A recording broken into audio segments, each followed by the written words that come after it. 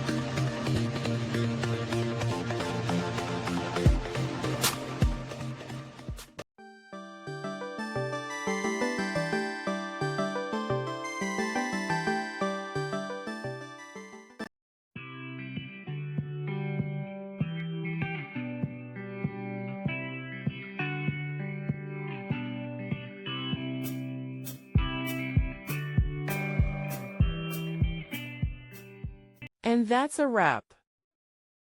I hope you found the answer you were looking for. If you did, take a second to hit that subscribe button. It really helps out. And let me know in the comments which solution worked best for you. See you next time in the debug zone.